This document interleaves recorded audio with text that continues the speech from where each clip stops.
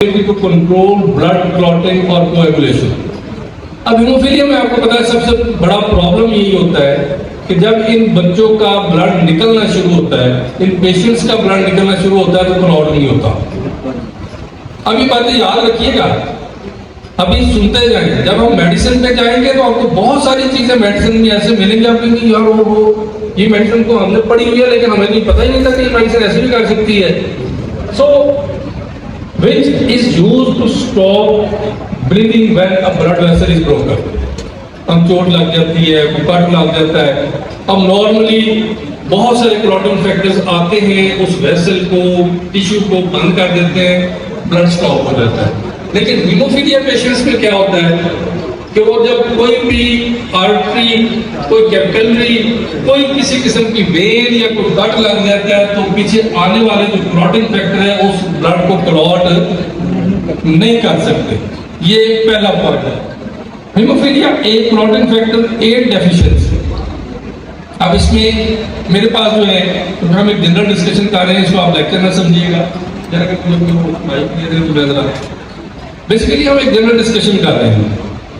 मेरे पास जब मैंने स्टार्ट किया था तो मुझे अंदाजा ही नहीं था कि मेरे जो कैंप जब मैंने स्टार्ट किया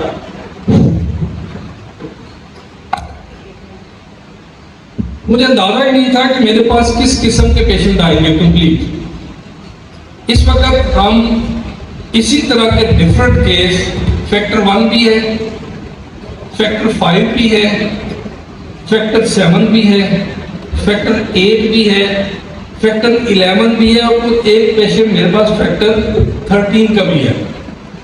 और इसी चीज से रिलेटेड आईटीपी है, इडियोपैथिक थ्रोम्बोसाइटोपेनिक पुरपुरा। और इसी से रिलेटेड ये ब्लड क्लॉटिंग के रिलेटेड एक मेरे पास सिंड्रोम है, बर्नार्ड सोलियर सिंड्रोम। बहुत सारे दोस्त हैरान होते हैं यार ये बोल भी नहीं लगता है। जब मैंने शुरू में लफ्ज सुने थे तो मैं भी ये कहता था यार मैं पागल हूं या ये पागल है। लेकिन यकीन करें थोड़ी सी तवज्जो, 5-10% आपकी तवज्जो ये सारे मसाइल हल कर देती है।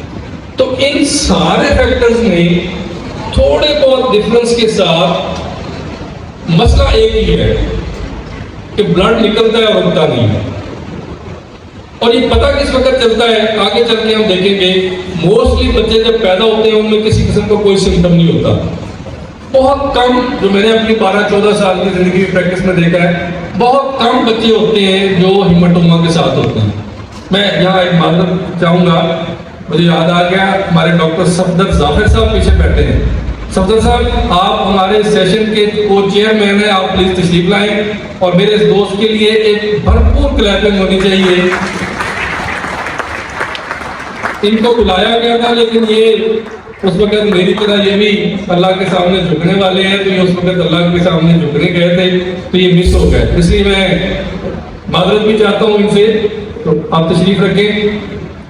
अच्छा, इन बच्चों में बाज़ का बहुत कम रेयर ऐसा होता है कि जब बच्चे पैदा होते हैं तो डिलीवरी के दौरान कुछ कॉम्प्लिकेशंस की वजह से इनके सर में हीमाटोमा होता है।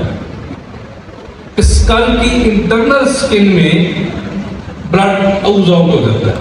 वो इंजरी की वजह से भी हो सकता है, कोई औजार लगने की वजह से भी हो सकता है, या बाद में माँ का ब्लड प्रेशर बहुत ज्यादा रेज होता है और उसको बहुत ज्यादा फोर्स लगानी पड़ती है, उसकी वजह से भी होता है।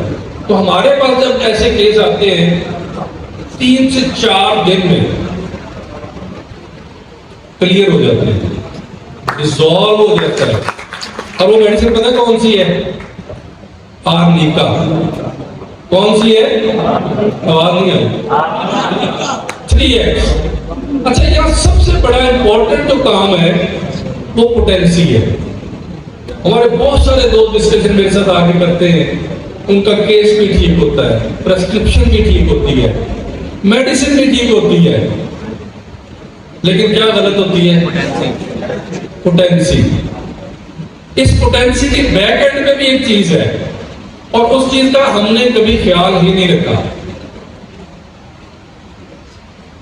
और उस चीज का अगर आप ख्याल करेंगे तो मेरा ख्याल है आपके 30% केसेस ऑटोमेटिकली ठीक होना शुरू हो जाएंगे। क्या आपने कभी ऐसा सोचा है कि आपने आर्निका मेडिसिन बनी, चले मैंने 3x3 आपने 30 दे दी, तो हमने देखा यार इसने काम नहीं किया, आपने एक हफ्ते के लिए और दे दी, अरे काम नहीं किया इसने, आपने एक हफ्ते के लिए और दे दी।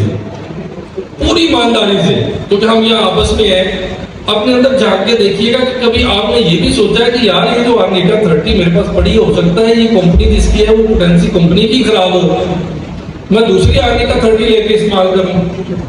किया कभी ऐसा? आपको ये लाजमी सोचना चाहिए।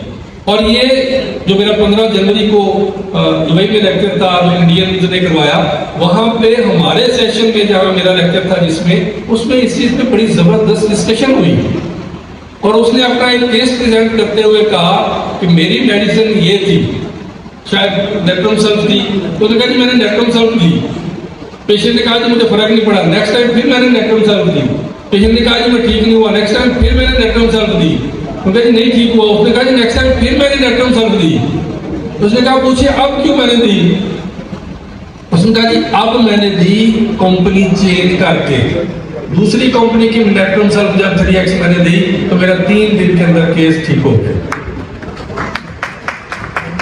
तो आप याद रखें कि अगर आपकी मेहनत ठीक है, आपको अपने प्रेस्क्रिप्शन पे यकीन है, आपकी सिलेक्टेड रेमेडी पे यकीन है, आप एक बार वो पोटेंसी कंपनी की चेंज करके देखें, आपकी क्योर रेशो बहुत ज्यादा बढ़ जाएगा।